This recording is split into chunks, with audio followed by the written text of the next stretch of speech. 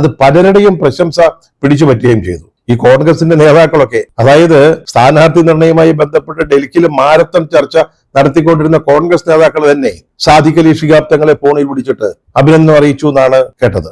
അത്തരത്തിലൊരു ലിസ്റ്റ് അപ്പുറത്ത് വന്നത്. പക്ഷെ തിരൂരങ്ങാടി സീറ്റില് നമ്മുടെ അബ്ദുറഹ്മാൻ രണ്ടത്താണിക്ക് ഒരു കണ്ണുണ്ടായിരുന്നു.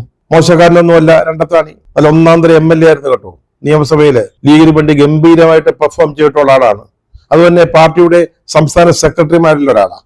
പക്ഷെ സീറ്റ് അദ്ദേഹത്തിന് കിട്ടിയില്ല. മലപ്പുറം ജില്ലാ സെക്രട്ടറിയായ PMA സമീറിനാണ് തിരൂരങ്ങാടി സീറ്റ് കൊടുത്തത്. ഈ സമീർ എന്ന് പറഞ്ഞ ആളും ചില്ലറക്കാരനൊന്നുമില്ല കേട്ടോ. ലീഗിന്റെ ചന്ദ്രിക ദിനപത്രം, അതിന്റെ സാമ്പത്തിക കാര്യങ്ങൾ നോക്കുന്ന ഫൈനാൻഷ്യൽ കൺട്രോളറാ. ലീഗ് ഈ വയനാട് ദുരന്തത്തിൽപ്പെട്ടവർക്ക് കുറെ വീടുകൾ വെച്ചു കൊടുത്തു.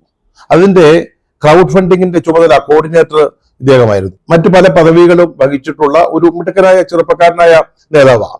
അദ്ദേഹത്തിനാണ് സീറ്റ് കൊടുത്തത്. അത് രണ്ടത്താണിയെ ഇപ്പം വിഷമിപ്പിച്ചു എന്ന കാര്യത്തിൽ സംശയമില്ല.